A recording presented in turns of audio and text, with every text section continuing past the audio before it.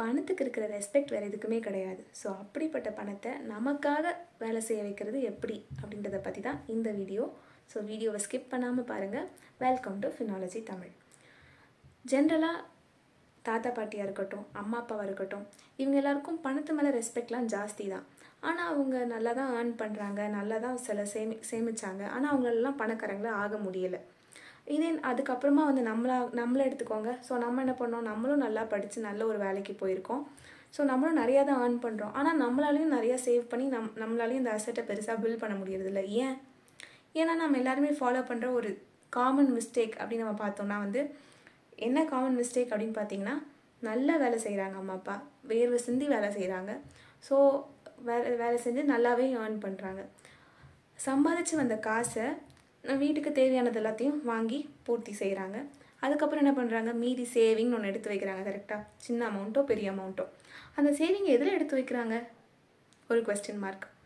அவங்க ஜென்ரலாக அவங்களோட இதெல்லாம் ஃபுல்லாக, அவங்களோட பார்வைகள் ஃபுல்லாகவே வந்து இந்த 3 இதில் தான் இருக்கும். போயிட்டு பேங்க்குக்கு போகிறோம், ரொம்ப சேஃபஸ்ட்டு பிளேஸ் பேங்க்கு தான். ஸோ அதில் வந்து ஒரு நம்ம சேவிங் அக்கௌண்ட்டில் போட்டு வைக்கிறோம்.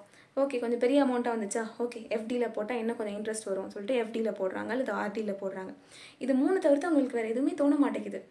ஸோ இதை பொறுத்த வரைக்கும் நான் எப்படி சொல்லிடுறேன்னு பார்த்தீங்களா, இப்போ ஒரு பேங்க்கில் நீங்கள் போட்டிங்கன்னு வச்சுக்கோங்களேன், மினிமம் 3 to 4% இன்ட்ரெஸ்ட் கிடைக்கும். அதே எஃப்டிலேயோ ஆர்டிலேயோ போட்டிங்கன்னா 6%, 6.5 அவ்வளோதான். இவ்வளோ தான் வரும். இது ஆனால் நம்ம வேலை செய்கிறது நம்ம, சம்பாதிக்கிறது நம்ம, சேமிக்கிறது நம்ம. ஆனால் நமக்கு ஏன் இந்த 3 to 4% நமக்கு போதுமா? நம்ம அதை சேமிக்கிற காசில் 3 to 4% நமக்கு போதாது.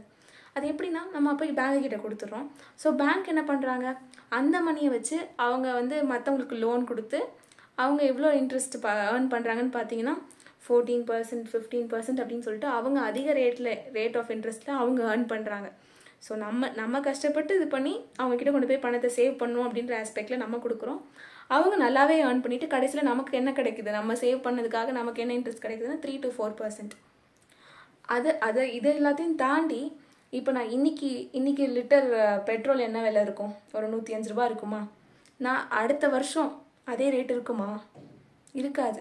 ஃபார் எக்ஸாம்பிள் இப்போ நீங்கள் எடுத்துக்கோங்க, இன்றைக்கி லிட்டர் 100 ரூபான்னு இருக்குது, சரியா? ஸோ அதே டைமில் 100 ரூபான்றதுனால நான் 100 ரூபா கொண்டு போய்ட்டு நான் பேங்க்கில் கொண்டு போய் போடுறேன், சரியா? ஸோ நெக்ஸ்ட் இயர் எனக்கு வந்து 104 ரூபா கிடைக்கும். பிகாஸ் 4% இன்ட்ரெஸ்ட் அப்படின்றதுனால 104 ரூபா கிடைக்கும். ஆனால் அதே நெக்ஸ்ட் இயரில் நான் 104 ரூபாய்க்கு அதே 1 லிட்டர் பெட்ரோல் என்னால் வாங்க முடியுமா? முடியாது. ஏன்னா அது டிராஸ்டிக்காக விலைவாசி அப்படின்றது டிராஸ்டிக்காக இன்க்ரீஸ் ஆகிட்டே தான் இருக்குது. 4% இன்ட்ரெஸ்ட் வச்சுலாம் நம்மளால் அந்த விலைவாசியை டேக்கிள் பண்ண முடியறதில்ல. ஓகேவா? ஸோ அப்போ நம்ம எப்படி தான் நம்மளோட அசெட்டை பில்ட் பண்ணுறது, என்ன வழி இருக்குது அப்படின்றத பற்றி தான் நம்ம தெரிஞ்சுக்க போகிறோம். ஸோ சேஃபஸ்ட் வே நம்மளோட அசெட்டை பில்ட் பண்ணுறது எப்படி, அதாவது பாசிவ் இன்கமாக தான் இருக்கும். ஆப்வியஸாக பாசிவ் இன்கம் தான். நம்ம சேவ் பண்ணுற பணத்துக்கு 3 to 4% தான் வந்து இன்ட்ரெஸ்ட் பேங்க்லேருந்து தருவாங்க. அதே விலைவாசி அப்படின்னு பார்த்தீங்கன்னா 8லேருந்து 12% வரைக்கும் அதிகரிக்குது. ஸோ இதை வந்து நம்மளால் மேனேஜ் பண்ண முடியாது. இந்த இன்ட்ரெஸ்ட்டை வச்சு நம்மளால் இந்த விலைவாசியை நம்மளால் மேனேஜ் பண்ண முடியாது. ஸோ நம்மளோட இன்கம்மை வந்து அதிகரிக்கணும். ஸோ பணத்தையே வந்து நமக்காக வேலை செய்ய வைக்கணும். ஸோ அதை பற்றி தான் எப்படியெல்லாம் வேலை செய்ய வைக்கலாம் அப்படின்றத பற்றி தான் நம்ம இந்த வீடியோவில் பார்க்க போகிறோம். ஸோ அதுக்கு முன்னாடி பேங்க்கில் நீங்கள் ப்ரிஃபர் பண்ணீங்க அப்படின்னா கொஞ்சம் மினிமம் அமௌண்ட் மட்டும் நீங்கள் போடுங்க. உங்களோட சேவிங்லேருந்து எமர்ஜென்சிக்காக கொஞ்சம் ஃபண்டை மட்டும் நீங்கள் சேர்க்குறீங்கன்னு வச்சுக்கோங்களேன். அந்த எமர்ஜென்சி ஃபண்டை மட்டும் நீங்கள் பேங்க்கில் போடுங்க. மற்றது எல்லாத்தையும் நீங்கள் இந்த மாதிரி அடுத்ததை பில்ட் பண்ணுறதுக்காக, நம்மளோட அசெட்டை பில்ட் பண்ணுறதுக்காக மற்ற சோர்ஸில் வந்து நீங்கள் இன்வெஸ்ட் பண்ணுறது ரொம்ப நல்லது. ஸோ ஃபர்ஸ்ட் அண்ட் ஃபார்மோஸ்ட் அப்படின்னு நீங்கள் பார்த்தீங்கன்னா வந்து லேண்டில் இன்வெஸ்ட் பண்ணுறது ரொம்ப நல்லது. ஸோ லேண்டில் இன்வெஸ்ட் பண்ணுறதுனால என்னென்னலாம் கிடைக்கும் அப்படின்னு நீங்கள் பார்த்தீங்கன்னா வந்து எய்தர் நீங்கள் லேண்டோட ரேட்டே ஆப்வியஸாக ஒரு 2-3 இயர்ஸில் அதோட ரேட் வந்து இன்க்ரீஸ் ஆகும். அது ஒன் வே. இன்னொரு வே என்னது, நீங்கள் வந்து அந்த லேண்டே கூட நீங்கள் ரெண்ட்டுக்கோ லீஸுக்கோ நீங்கள் விடலாம். அல்லது நீங்கள் அதில் நீங்கள் வீடு கட்டி அதையும் நீங்கள் லீஸ் அப்படின்னு சொல்லிட்டு எல்லாத்துக்கும் விடலாம். ஸோ இது வந்து ரியல் எஸ்டேட் பிஸ்னஸ் அப்படி தான் சொல்லலாம். ஸோ நீங்கள் லேண்டை வாங்கி லேண்டையும் விற்கலாம். ஸோ இதெல்லாமே வந்து இந்த லேண்ட் ரிலேட்டட் திங்ஸில் வரும். ஸோ இது வந்து நம்ம ஒரு வாட்டி ஒரு குறிப்பிட்ட அமௌண்ட் வச்சு நம்ம அதை வாங்கி போட்டுருவோம். ஸோ அதுக்கப்புறம் அதாவே ஆட்டோமேட்டிக்காக அந்த மணியே வந்து மல்டிப்ளை ஆகும். எய்தர் ரெண்ட்டை க்ரியேட் பண்ணும், அல்லது லீஸ் கொடுக்கும், அல்லது என்ன பண்ணும், நம்ம ஒருத்தர்கிட்ட இன்னொருத்தருக்கு வாங்கி கொடுக்கறதுனால நமக்கு நிறைய ப்ராஃபிட் கிடைக்கும். ஸோ நம்ம முதல் பணத்தை மட்டும் தான் நம்ம கொடுத்துருக்கோம், மீதி இதெல்லாம் வந்து அதாவே ஆட்டோமேட்டிக்காக வந்து பெருக ஆரம்பிச்சிருது. ஸோ இது வந்து one of the way. So லேண்டில் இன்வெஸ்ட் பண்ணுறது. ஸோ ரெண்டாவது அப்படி நீங்கள் பார்த்தீங்கன்னா வந்து லைசன்ஸ் எடுக்கிறது. லைசன்சிங் ஒரு சில திங்ஸ்லாம், ஃபார் எக்ஸாம்பிள் நீங்கள் வந்து ஒரு நல்ல ஒரு ஆர்டிஸ்டாக இருக்கீங்க, நீங்கள் நல்லா பாடுவீங்க. ஸோ நீங்களாம் என்ன பண்ணலாம்னா நீங்கள் ஒரு ரைட்டராக இருக்கலாம், நீங்கள் ஒரு ஆத்தராக இருக்கலாம். ஸோ நீங்கள் எழுதுகிற புக்ஸுக்கோ நீங்கள் பண்ணக்கூடிய ஆர்ட் ஒர்க்குக்கோ நீங்கள் பண்ணக்கூடிய சாங்ஸ்க்கோ எல்லாத்துக்குமே நீங்கள் லைசன்ஸ் எடுத்து அந்த லைசன்ஸை இன்னொருத்தர்கிட்ட கொடுத்து விற்றுடலாம். ஸோ அவங்க அது மூலயமா ஏர்ன் பண்ணுறத நமக்கு இவ்வளோ % ப்ராஃபிட்னு சொல்லி கொடுத்துக்கிட்டே இருப்பாங்க. நம்ம ஒரு வாட்டி தான் அதை பண்ணி கொடுத்துருவோம். ஸோ அதுலேருந்து நமக்கு வந்துக்கிட்டே இருக்கும், இன்கம் ஜென்ரேட் ஆகிட்டே இருக்கும். ஸோ இது வந்து நம்ம பேசிவ் இன்கம்லேயே நம்ம இதெல்லாம் பார்த்துருக்கோம். அதாவது ராயல்ட்டி அப்படின்னு சொல்லியிருப்போம். ஸோ நம்ம ஒரு விஷயத்தை ஓன் பண்ணுறோம், நம்ம தான் அதை க்ரியேட் பண்ணதே, நம்ம தான் அதை உருவாக்குனதே. ஸோ அதை வந்து நம்ம கொடுத்து அதை வந்து ஒரு காசாக வந்து ஜென்ரேட் பண்ணிக்கிறோம். சரியா? ஸோ இதில் வந்து இன்வெஸ்டிங் அப்படின்னு கிடையாது. உங்களோட திறமை இருந்ததுன்னா நீங்கள் அந்த திறமை மூலயமா சம்பாதிக்கிறது தான் வந்து இந்த லைசன்ஸ் எடுத்து நம்ம சம்பாதிக்கிறது. நெக்ஸ்ட் வந்து மூணாவது அப்படின்னு பார்த்தீங்கன்னா வந்து ஃப்ளிப் ப்ராடக்ட்ஸ் ஆன்லைன். ஓகேவா? ஃப்ளிப்பிங் ப்ராடக்ட்ஸ் ஆன்லைன் அப்படின்னு நீங்கள் பார்த்தீங்கன்னா, இப்போது உங்ககிட்ட திறமையும் இல்லை, எதுவுமே இல்லை, பட் நான் ஏர்ன் பண்ணணும்னு நினைக்கிறேன் அப்படின்னா, சிம்பிளி ஆன்லைன் பிளாட்ஃபார்ம் அப்படின்னு பார்க்கறதுல உங்களுக்கு ஃப்ளிப்கார்ட் இருக்குது, அமேசான் இருக்குது, மீஷோ இருக்குது, இதெல்லாம் இருக்குது. ஸோ உங்களுக்கு ஒரு ப்ராடக்ட்டை நீங்கள் வாங்கி ஆன்லைன் பிளாட்ஃபார்ம், இந்த மாதிரி பிளாட்ஃபார்ம் மூலயமா விற்கலாம். கொஞ்சம் அதிக ப்ராஃபிட் மட்டும் வச்சு விற்றுட்டு ஏர்ன் பண்ணுறது தான் வந்து இந்த ஃப்ளிப்பிங் ஆன்லைன் ப்ராடக்ட்ஸ் அப்படின்னு சொல்கிறது. ஒருத்தர்கிட்ட கம்மி காசுக்கு வாங்கி கூட கொஞ்சம் ப்ராஃபிட் வச்சு இந்த ஆன்லைனில் பார்த்துக்கலாம். ஸோ இதில் உங்களுக்கு என்னென்ன ப்ளஸ் இருக்குது அப்படின்னு நீங்கள் பார்த்தீங்கன்னா, இதில் நீங்கள் டிரான்ஸ்போர்ட் பற்றி, ஷிப்பிங் பற்றி நீங்கள் கவலையே பட வேண்டியதில்லை. ஸோ அவங்களே வந்து அது எல்லாத்துக்கும் டீலர்ஸ் வச்சுருப்பாங்க. ஸோ நம்ம அந்த பிளாட்ஃபார்ம் மட்டும் யூஸ் பண்ணி நம்ம பண்ணிட்டாலே நமக்கு போதும். ஸோ இதுக்கு எக்ஸாம்பிள் அப்படின்னு நம்ம சொல்லணும்னா, இப்போ உங்களுக்கு பக்கத்துலேயே ஏதோ ஒரு கடை இருக்குதுன்னு வச்சுக்கோங்களேன். அந்த கடையில் ஒரு நல்ல ஒரு வுட் மெட்டீரியல் இருக்குது, அது வேறு எங்கேயும் கிடைச்சாலும் பரவாயில்ல, உங்களுக்கு வந்து அங்கே மேனுஃபேக்சரிங் ஸ்பேஸை நீங்கள் பார்த்துருக்கீங்க. ஸோ அதனால் கம்மி ப்ரைஸ்க்கே உங்களுக்கு கிடைக்குது. ஸோ நீங்கள் என்ன பண்ணுவீங்கன்னா, ஒரு 500 அப்படின்னு வாங்குறீங்கன்னு வச்சுக்கோங்களேன். ஸோ நீங்கள் அதை கொண்டு வந்து இந்த பிளாட்ஃபார்மில் வந்து 800 1000 சொல்லிட்டு உங்களுக்கு தேவையான ப்ராஃபிட்டை வச்சு அந்த ஒர்த்தாக இருக்கணும். அந்த ப்ராடக்ட் நீங்கள் வாங்கி விற்கக்கூடியது வந்து ஒர்த்தாக இருக்கணும். ஸோ விற்றுட்டிங்கன்னா அவங்களுக்கு அந்த ஒரு ப்ராடக்ட் விற்கிறது மூலயமா 300 rupees 400 rupeesனு சொல்லிட்டு உங்களுக்கு ப்ராஃபிட் வந்துகிட்டே இருக்கும்.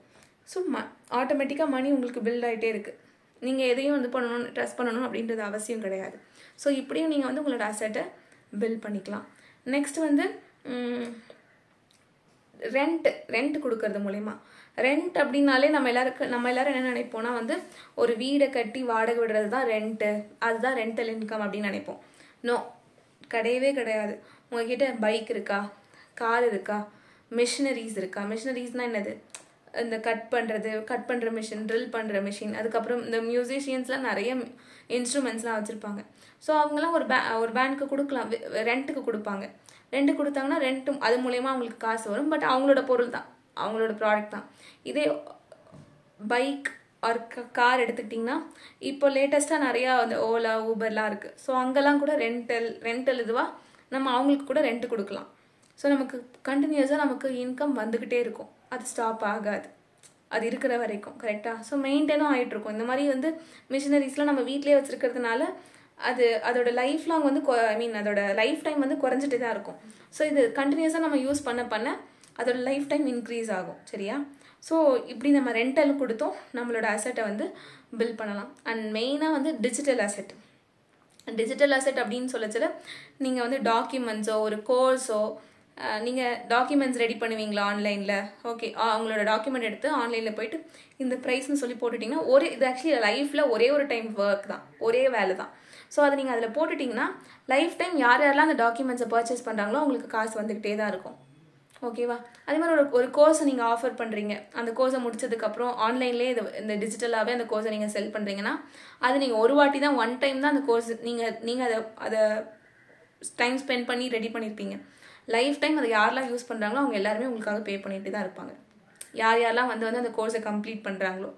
அது மட்டும் இல்லாமல் வந்து ஒரு வீடியோஸ் நீங்கள் ஓன் பண்ணுறீங்களோ அதை கூட நீங்கள் இது பண்ணலாம். ஸோ இதெல்லாம் வந்து டிஜிட்டலாக நீங்கள் உங்களோட ப்ராடக்ட்ஸை டிஜிட்டலாக நீங்கள் செல் பண்ணுறது, அதெல்லாம் ஒன் டைம் வேலை தான். அண்ட் டிஜிட்டலாகவே அவங்க பர்ச்சேஸ் பண்ண உங்களுக்கு ஏர்னிங்ஸ் அதிகமாகிட்டே இருக்கும். உங்கள் அசட்டையும் நீங்கள் இன்க்ரீஸ் பண்ணலாம். அண்ட் இன்னொன்று என்னன்னா வந்து பெஸ்ட் அப்படின்னு பார்க்க சில கண்டென்ட் கிரியேட்டர்ஸ், ஓகேவா? ஸோ இவங்க வந்து மெயினாக கண்டென்ட் கிரியேட்டர்ஸ்லாம் டெவலப் ஆகிறதே வந்து இந்த யூடியூப்பில் தான். ஸோ உங்களுக்கு நீங்கள் எந்த ஃபீல்டில் வேணாலும் இருக்கலாம், என்டர்டைன்மெண்ட்டாக இருக்கலாம், காமெடியாக இருக்கலாம், ஆர்எல்ஸ் ஃபினான்ஸ் ரிலேட்டடாக இருக்கலாம், எஜுகேஷன் ரிலேட்டடாக இருக்கலாம், விலாகாக இருக்கலாம், லைஃப் ஸ்டைலாக இருக்கலாம், எதுவாக வேணாலும் இருக்கலாம். ஸோ இதெல்லாம் நீங்கள் வந்து உங்களுக்கு ஒரு எடிட்டிங் ஸ்கில் மட்டும் இருந்தால் போதும். ஸோ இதெல்லாம் நீங்கள் யூடியூப்லேயே அப்லோட் பண்ணி தாராளமாக ஏர்ன் பண்ணலாம். நவடேஸ் வந்து சாதாரணமாக ஒரு ஒர்க் போய் ஏர்ன் பண்ணுறவங்கள விட யூடியூப்பில் ஏர்ன் பண்ணுறவங்க நிறைய பேர், அதுவும் இந்தியாவில் நிறைய பேர் இருக்காங்க. நிறைய பேர் கோடிக்கணக்கில் சம்பாதிக்கிறாங்க, கரெக்டாக? ஸோ நம்ம இந்த பிளாட்ஃபார்மையும் யூஸ் பண்ணிவிட்டு நம்மளோட அசட்டை ஜாலியாக, ஆக்சுவலி இது வந்து நமக்கு ஒரு ஒர்க் மாதிரியே இருக்காது, ஜாலியாக நம்மளுக்கு தெரிஞ்சதை நம்ம மற்றவங்களுக்கு ஷேர் பண்ணுறோம். ஸோ அதனால நமக்கு ஒரு அசட் பில்ட் ஆகுதுன்னா ஆப்வியஸாக நம்ம அதை வெல்கம் பண்ணி தான் ஆகணும். நெக்ஸ்ட் கமோடிட்டிஸ் அப்படின்னு நம்ம பார்க்கச்சல இன்வெஸ்டிங் ஆன் கோல்டெல்லாம் இன்வெஸ்ட் பண்ணுறது. ஸோ இன்றைக்கி வாங்குறது நாளைக்கு அதோட ரேட் ஆப்வியஸாக இன்க்ரீஸ் ஆக போகுது. பட் அது பர்சன்டேஜ் கம்மியாக இருந்தாலும் அது ஒரு சேஃபஸ்ட் வே அப்படின்னு சொல்லலாம். ஸோ கமோடிட்டிஸ் இந்த மாதிரி கோல்டில் இன்வெஸ்ட் பண்ணுறதும் நம்மளோட அசட்டை பில்ட் பண்ணும். But not up to the level, ரொம்பலாம் ரீச் ஆகும்னு சொல்ல முடியாது. அண்ட் ஃபைனலாக இண்டெக்ஸ் ஃபண்டில் இன்வெஸ்ட் பண்ணுறது. ஸோ எடுத்ததும் பெரிய பெரிய அமௌண்ட்லாம் நீங்கள் இன்வெஸ்ட் பண்ணாமல் ஸ்மால் அமௌண்ட்லேருந்து நீங்கள் ஆரம்பிங்க. சின்ன அமௌண்ட்லேருந்து ஆரம்பித்து அதுக்கப்புறமா பெரிய அமௌண்ட் ரீச் பண்ணிவிடுங்க. ஸோ இதனால் உங்களோட சேவிங்ஸும் அதிகமாகும், உங்களோட அசட் வேல்யூவும் அதிகமாகும். ஸோ ஃபார் நம்ம இந்த வீடியோஸில் பேரண்ட்ஸ் பண்ண மிஸ்டேக்கை ரிப்பீட் பண்ணாமல் என்னென்ன மாதிரிலாம் நம்மளோட அசட்டை வந்து இன்டெரக்டாக பில்ட் பண்ணலாம். டேரெக்டாக பில்ட் பண்ணுறதுனா டேரெக்டாக சேவிங்ஸ் வச்சு தான் பில்ட் பண்ணுறது. இன்டெரக்டானா மணியை வச்சே அதை மல்டிப்ளை பண்ண வைக்கிறது, பணத்தை வச்சே பணத்தை சம்பாதிக்க வைக்கிறது. ஸோ அதை தான் வந்து இந்த மாதிரி பிளான்ஸ்லாம் நீங்கள் பண்ணிங்கன்னா, இதில் எல்லாமே பண்ணணும்னு அவசியம் இல்லை. உங்களுக்கு எது கன்வீனியண்ட்டாக இருக்கோ அதை நீங்கள் சூஸ் பண்ணி நீங்கள் அதுலேருந்து உங்களோட அசட்டை பில்ட் பண்ணலாம். ஸோ மறக்காமல் நீங்கள் எந்த மாதிரி அசட்டை வந்து பில்ட் பண்ண போகிறீங்க அப்படின்றத கமெண்ட்ஸில் சொல்லுங்கள். ஃபார் மோர் வீடியோஸ் பிளேலிஸ்ட்டை செக் பண்ணுங்கள். சேனலை மறக்காமல் சப்ஸ்கிரைப் பண்ணுங்கள். அண்ட் தேங்க்ஸ் ஃபார் வாட்சிங்.